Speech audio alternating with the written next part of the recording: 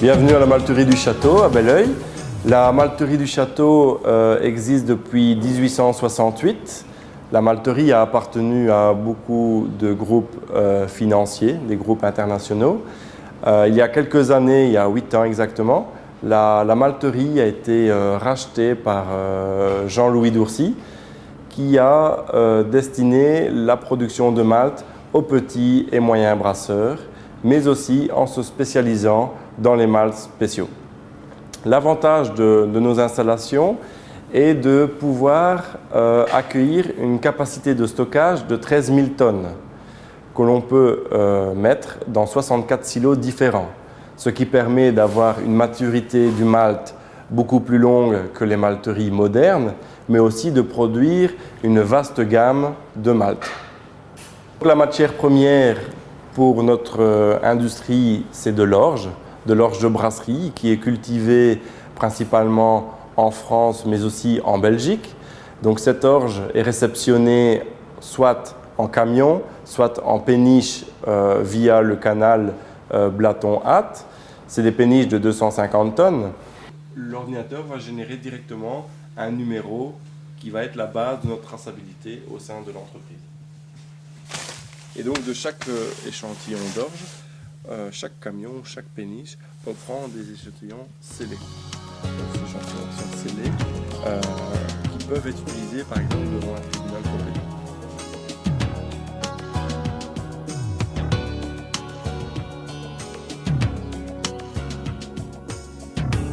Cette orge est au préalable nettoyée, calibrée.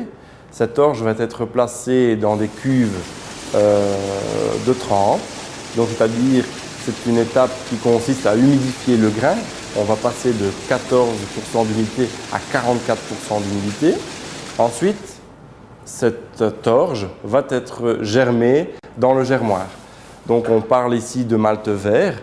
On va essayer de désagréger au maximum le grain en conservant toutes les réserves de l'orge pour le brasseur. On va donc activer et synthétiser les enzymes de l'orge. Une fois ce malt vert germé, on va ensuite le sécher.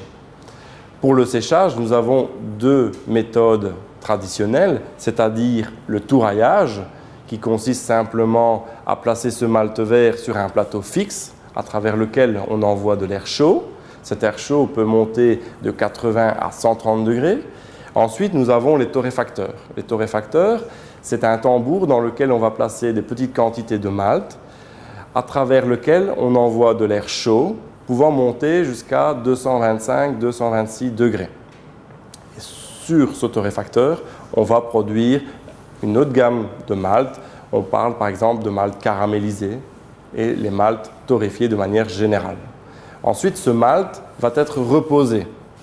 C'est-à-dire qu'on le place dans des silos pendant une période de 6 à 8 semaines, durant laquelle le malt va augmenter en qualité. Une fois le malt fini, on va l'expédier soit en sac de 25, 50 kg ou en big bag, mais aussi en vrac.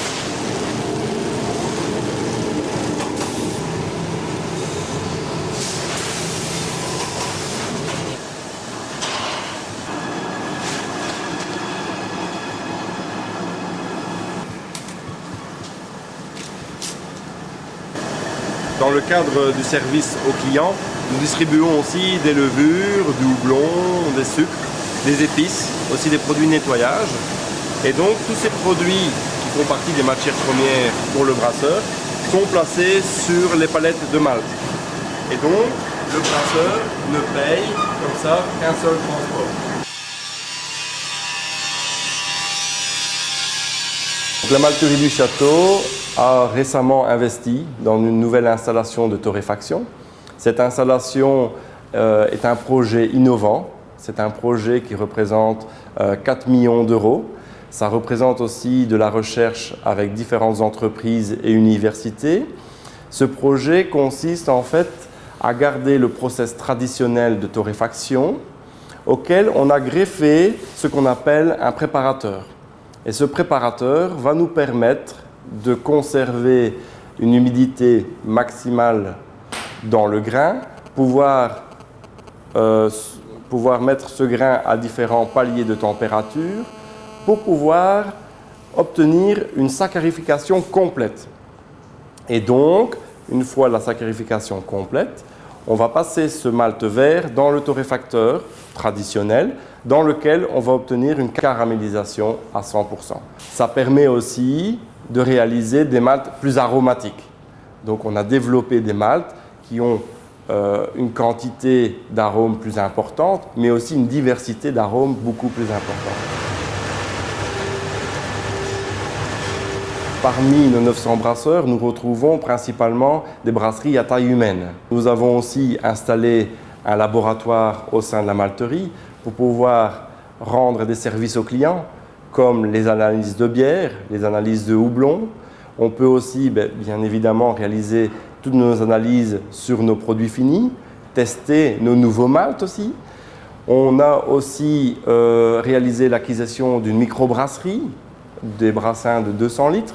Ça permet de pouvoir tester des nouveaux maltes, mais aussi de donner la possibilité aux clients de venir brasser gratuitement des nouvelles recettes de bière.